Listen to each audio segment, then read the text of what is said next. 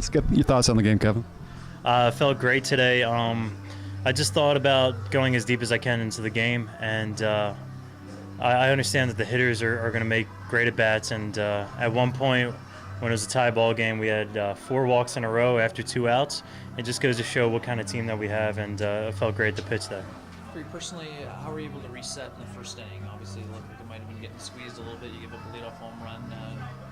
How do you describe the mentality of to sort of push through that early challenge? I just kind of understand that the umpires have their zone, and I have to adjust to it. I can't make them adjust to my pitches.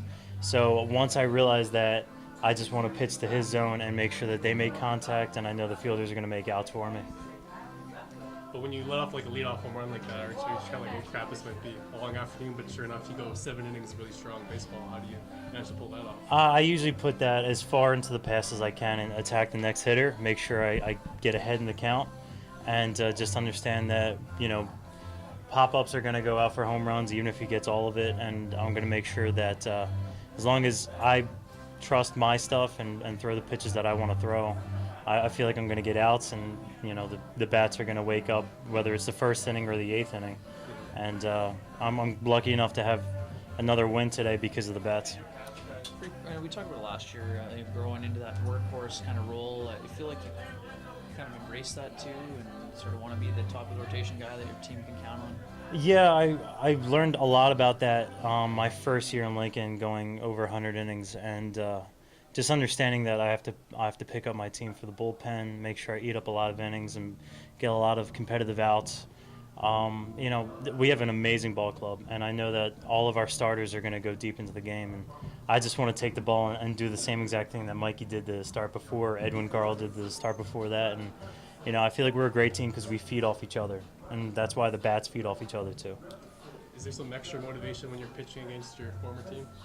I definitely know a few guys from that, and they traded me away, so it's nice to just show them what they're missing, and but it's all about contributing for the Goldeyes, and I believe I'm a Goldeye, and after winning that championship, I call this place as much of home as I can in Philadelphia. You're 7-1 in Shaw Park now. What is it about playing in this building? The fans are great. I love the mound and the atmosphere. It's just one of those things where you feel comfortable once you touch that rubber, and I feel like it's easy to make adjustments here. And I really like basically the backdrop, and the fans are going to boo you, the fans are going to cheer for you.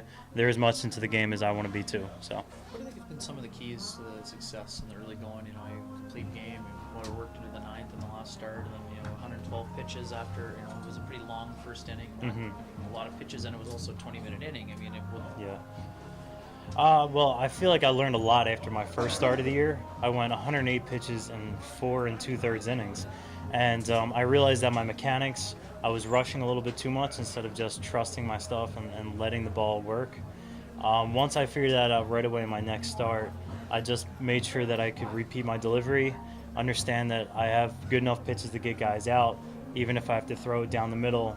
And that's another reason why, if the umpire is going to squeeze you, throw it down the middle and let the hitters get themselves out. And I feel confident doing that. We have great gloves behind me. Wes Darville, best third baseman in the league. Guys make great plays behind me, and it picks me up every time. What was the offseason like after winning a championship and then getting ready to come back for a new year or whatever, and just stay motivated? Sometimes teams can have that letdown, but it doesn't seem like this group has that. Well, I had a lot of personal goals that I wanted to meet after the championship. I felt like I did really well in this league, kind of like a breakout year in terms of a lot more strikeouts and a better ERA, and I wanted scouts to notice me a lot more. So when I went home to work out a lot harder. I feel like I came back in great shape this year, and I feel like I can go long in the innings and pick up velocity a little bit along the way. And all of our personal goals go into the team goal about winning. So I feel like a lot of guys after winning the championship had their own personal goals to meet, and then when we came back, we're all going to put it together as a team. You got that wipeout slider. Sometimes you feel like you maybe do you rely on it too much, or how do you know when to find the right balance? When to use it or when to drop it in, and when to kind of throw it into the dirt and make them chase and sort of play it off that way? Early in my career, especially in Lincoln, I relied on it a little too much, where I would just throw it in a 3-1 count or anything like that instead of just trusting that I can locate a fastball. I feel like this year I'm attacking hitters getting strike one on a fastball, which is a lot more important than trying to get a two-strike slider to strike a guy out. And I'm getting a lot more early contact, which is allowing me to go a little bit deeper in the games, which is great. So I feel like I'm becoming a little bit more of a well-rounded pitcher instead of just attacking guys with sliders. And with the bats that we have, it's easy to just try to pitch deep into the game, and I feel like I have a good chance of getting a win.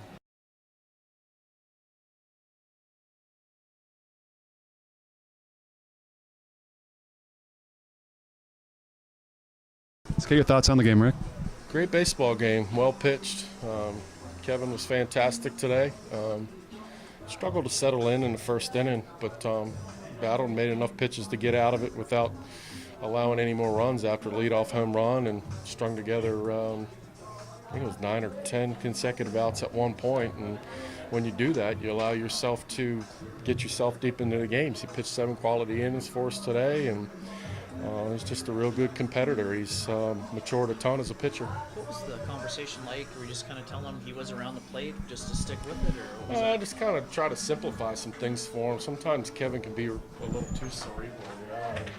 Just reminding him his stuff was good, and just you don't necessarily have to pitch to both sides of the plate, that early in the game. I think they were doing a good job of, the right-handers are doing a good job of laying off the back foot slider. They were kind of balling it right out of his hands, so there's really no need to go right to that pitch so early. Let's start working that out of half of the plate with all of his pitches, and then when the time presents itself, then we'll try to back foot it. And just sometimes you got to simplify some things for him. What's it meant to see him grow into that kind of workhorse role? Yeah, I mean, we always liked him when we saw him in Lincoln. I always thought he had a good arm, and then we had a chance to grab him. And it started out a little rough for him last year. I mean, we saw the arm, but just needed to improve on his pitchability, and that comes from repetition and learning from your mistakes sometime and being willing to make some adjustments. And I think everybody that followed our team last year, Kevin turned into our best guy. And if you asked any of the teams that we faced last year, the guy that they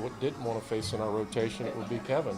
And I'm sure you'd ask the same managers around the league again this year that if you're playing the Goldeyes, who's the one guy you want to skip in their rotation, I'm sure they're all going to say Kevin. He's got really good stuff. His fastball's got life. I mean, the velocity, arm speed's good. He's got movement, and he's got a real weapon in that slider. Just another professional at bat for Rome. Fouls 2 tough pitches off at 3-2 and works a walk. It's kind of every day for David Rome. He's always relaxed, always has a good approach, and does a really good job of not expanding the zone on himself. And that's why he's hits for a high average in this league, and his on base percentage is always high. How do you assess your team's performance in this 7-game home? Good, really good. I mean, we dropped the opener. Not only dropped it, but got drummed pretty good in the opener of both series. And to come back and wind up winning both series, it shows we have a quality club. Where's Suarez at with his ankle? Better, much better. I mean, obviously he went in there and catch today, and if he wasn't able to play, I wouldn't have put him in there. But instead, he was good to go. He came out and ran and went through normal activity before the game. The trainer said he's good to go if you need him, but I don't want to take Mason out of the lineup.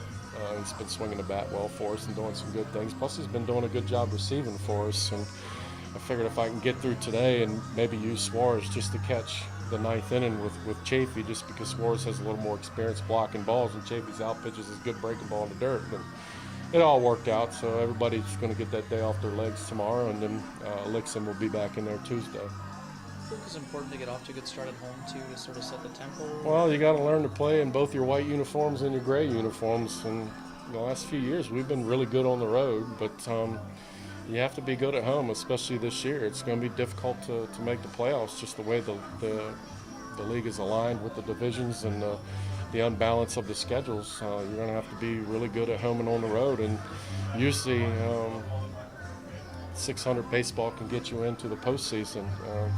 This year it might require a little bit more than that.